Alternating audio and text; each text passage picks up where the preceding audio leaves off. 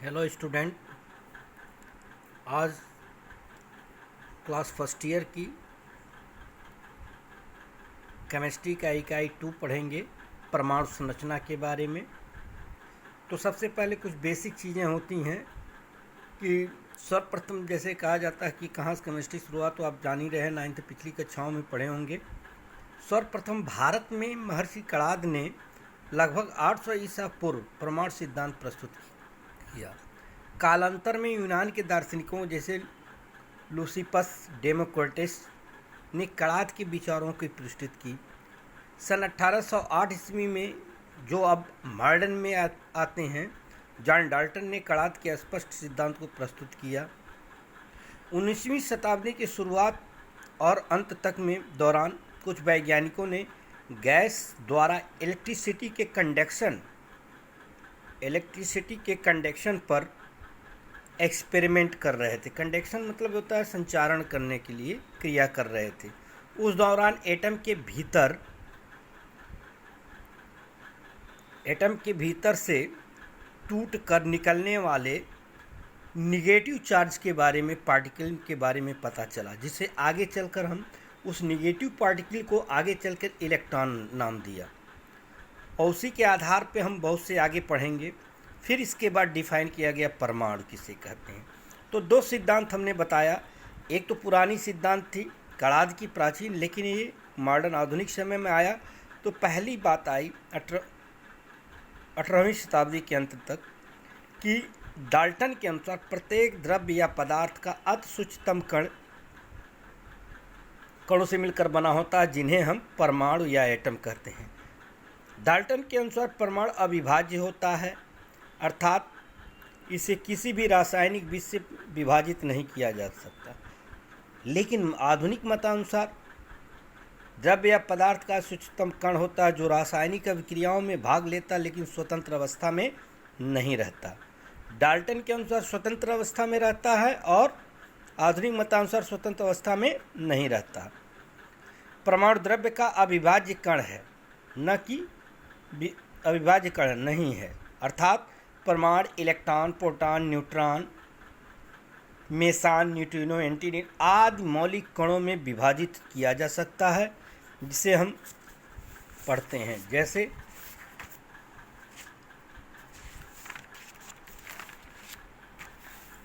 अब हम जानेंगे कि पदार्थ के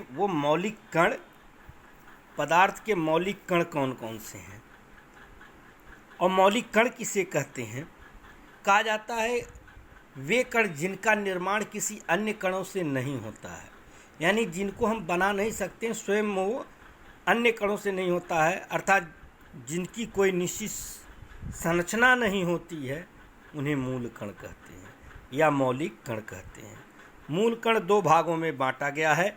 एक अस्थायी मूल कण, जैसे इलेक्ट्रॉन, प्रोटॉन, न्यूट्रॉन अस्थायी मूल। ये तीन कण जो होते हैं ये अस्थायी माने जाते हैं।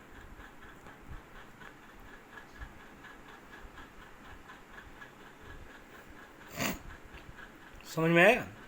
3 अस्थायी कण। और अस्थायी कण में positron, neutrino, anti neutrino, Mason अस्थायी मूल कण होते हैं। ठीक, तो परमाणु जब अस्थायी मूल कण होते हैं तो इनकी स्थान कहाँ है? देखिए, यहाँ से लेकर के इलेक्ट्रॉन को छोड़कर प्रोटॉन, न्यूट्रॉन या अन्य कण जितने होते हैं, इलेक्ट्रॉन को छोड़कर अन्य सभी कण परमाणु के नाभिक में पाए जाते हैं।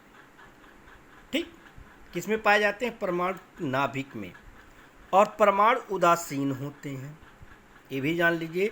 परमाणु उदासीन होते हैं। क्यों उदासीन होते हैं तो बता दें, अभी आगे हम बताएंगे कि परमाणु नाभिक में उपस्थित इलेक्ट्रॉनों और प्रोटॉनों की संख्या समान होती है, यानी इलेक्ट्रॉन पे ऋणावेश और प्रोटॉन पे धनावेश की संख्या समान होती है, इसलिए परमाणु उदासीन होते हैं। आगे और एक्सप्लेनेशन हम देंगे इसमें। अब ये परमाणु की अवयव क्या है? डाल्टन के अनुसार 19वीं शताब्दी तक द्रव्य का सूक्ष्मतम कण अविभाज्य माना जाता था, लेकिन 20वीं शताब्दी के अनुसार परमाणु को विभाजित किया जा सकता है। कैसे? जे टॉमसन, रदरफोर्ड, जेम्स एडविक आदि वैज्ञानिकों ने एक विद्युत विसर्जन नलिका में रेडियोएक्टिविटी की सहायता सिद्ध कर चुके कि परमाणु अविभाज्य सूक्ष्मतम कण नहीं है।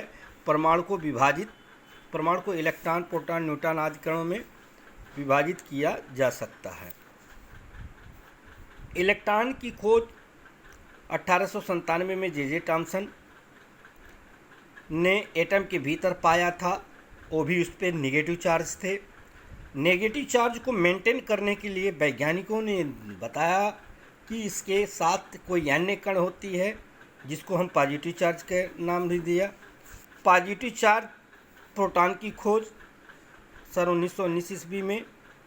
उदासीन कण न्यूट्रॉन की खोज जेम्स चैडविक ने सन 1932 ईस्वी में।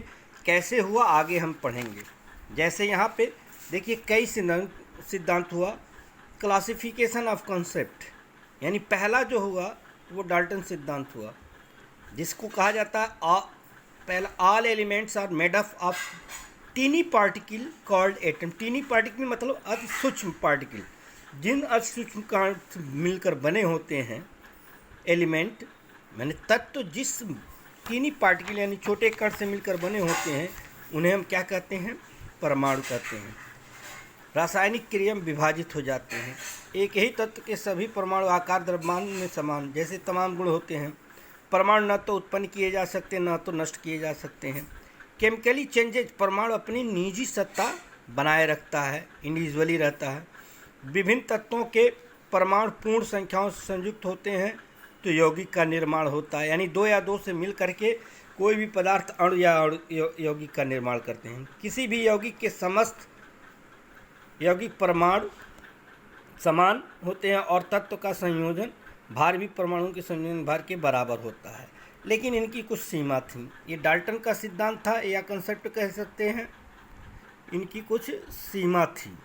उस सीमा के अंतर्गत देखेंगे डाल्टन सिद्धांत रासायनिक संयोग के नियम की व्याख्या भार के अनुसार होती है, किंतु गैलुसैक के गैसीय आयतन संबंधी नियमों का व्याख्या इन्होंने नहीं कर पाए थे। इससे तत्व तथा यौगिक के सूक्ष्म कणों में अंतर स्पष्ट नहीं होता है। आधुनिक अनुसंधानों द्वारा सिद्ध हो चुका कि परमाणु अविभाज्य नहीं है। एक ही तत्व के परमाणु भिन्न भिन्न भार वाले हो सकते हैं। ऐसे तत्वों को समस्थानिक कहते हैं।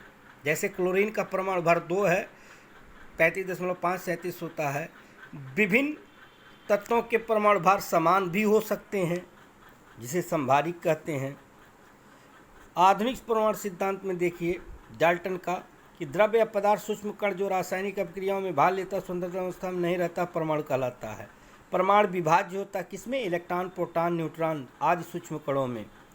इसके बाद आप देखेंगे एक ही तत्व के सभी परमाणु भार समान नहीं होता है, यानी ऐसे तत्वों के जिनके परमाणु भार समान नहीं होंगे, एक ही तत्व के ऐसे परमाणु जिनके परमाणु भार बराबर नहीं होते उन्हें समस्थानिक कहते हैं। समस्थानिक के लिए आप पढ़े होंगे पिछले कक्षाओं में कि 1H1, 1H2, 1H3। देखिए द्रव्यमान संख्या भिन्न भिन्न है और यहाँ परमाणु क्रमांक समान है, इसलिए इन्हें समस्थानिक कहते हैं। और जिनके परमाणु भार समान होते हैं उन्हें समभारिक कहते हैं, जैसे आर्गन। और ये तत्वों के परमाणु संयोग अणु बनते हैं, यौगिक नहीं बनते हैं। रासायनिक संघ सरल अनुपात होना आवश्यक नहीं होता है। इस सिद्धांत से आप ट्राइस्टेरिन नामक ये पदार्थ है जिसका इसमें देखो कोई अनुपात निश्चित नहीं है। रासायनिक संयोग अभिक्रिया में परमाणु कुछ बाह्य इलेक्ट्रॉन क्रिया करते हैं, संपूर्ण परमाणु भाग नहीं लेता। परमाणु परस्पर बदले जा सकते हैं। परमाणु को ऊर्जा देने या लेने में उसे दूसरे में परमाणु में बदला जा सकता है। यूरेनियम है जैसे रेडियम है, इससे अल्फा बीटा किरणें निकलती हैं तो अपनी नाभिकीय संरचना बदल देते हैं। मेसान एटम के अनस्टेबल एलिमेंट पार्टिकल है जिनका हम बाहर मैग्नेटिक स्टेंस होता है, मेसान न्यूक्लियस के स्टेबिलिटी को बनाए रख। देखो नाभिक के अंदर जो मेसान कण पाए जाते हैं वो न्यूट्रॉन और प्रोटॉन को बैलेंस बनाते हैं, जिससे नाभिक स्टेबल होता है। न्यूक्लियस के बाहर न्यूट्रॉन भी एक अनस्टेबल पार्टिकल होते हैं, यानी न्यूक्लियस के बाहर न्यूट्रॉन की अस्तित्व नहीं होती है। उसकी मात्र लाइफ जो होती है 17 मिनट होती है, लेकिन प्रोटॉन से मिलकर स्टेबल न्यूक्लियस का निर्माण करता है, यानी अस्थायी नाभिक का निर्माण करता है। पाई मेसान जो है चेंजेज होते रहते हैं, पाई ऋण मेसान, पाई प्लस मेसान। ठीक, तो इस तरीके से ये चर्चा पढ़ लीजिएगा। और ये आइडियली जो है about chemical nature of matter, कुछ समय जो भी बताया गया है कि ग्लास की छड़ और एबोनाइट की छड़ को रगड़ा जाए तो दोनों चार्जेड हो जाए, आवेशित हो जाते हैं मैटर इलेक्ट्रॉन प्रॉपर्टी के आधार पर, लेकिन किसी भी वैज्ञानिक ने इसे अधिक ध्यान नहीं दिया। चार्ज एक दूसरे को आकर्षित करते हैं। धन्यवाद। फर्स्ट ईयर के स्टूडेंट इसको आप यूट्यूब से ही कॉपी पे नोट कर लीजिएगा।